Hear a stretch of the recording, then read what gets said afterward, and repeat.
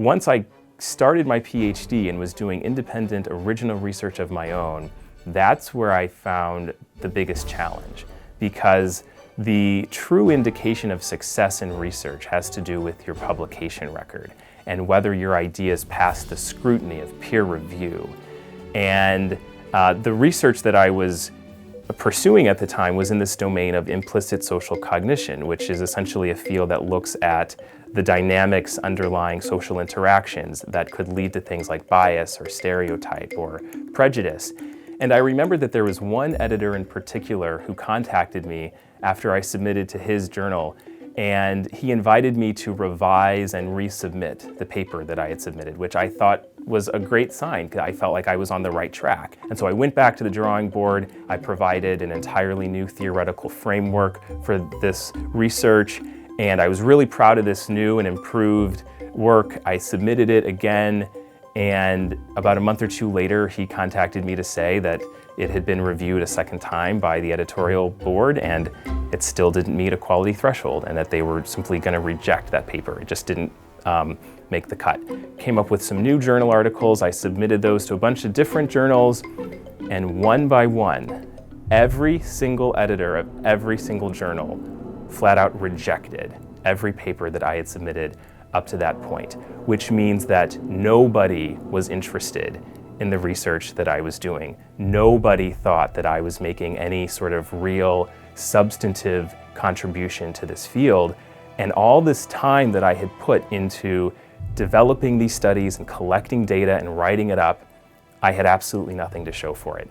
And I had spent a large amount of time doing this. And so I thought about that, and I thought, well, maybe this is a sign that it turns out I'm just not cut out to be an academic researcher. Maybe I need to consider other alternatives, see what else might be out there. I wasn't quite at the point where I was going to throw in the towel and quit graduate school altogether, although I did consider that.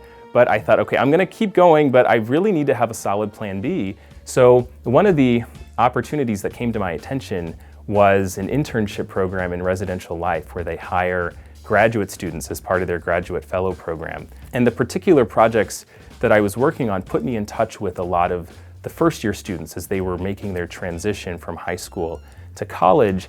And one of the things that I noticed as I was doing that work is that there was a lot of variability in terms of the kinds of experiences that these students were having as they were transitioning. As an employee of residential life, simply wanted to know, are there warning signs that could give us some indication of the students who might end up having difficulty as they get further and further into their first semester that we could look at to think about how we could intervene or help those students be a bit more successful or be happier during their time.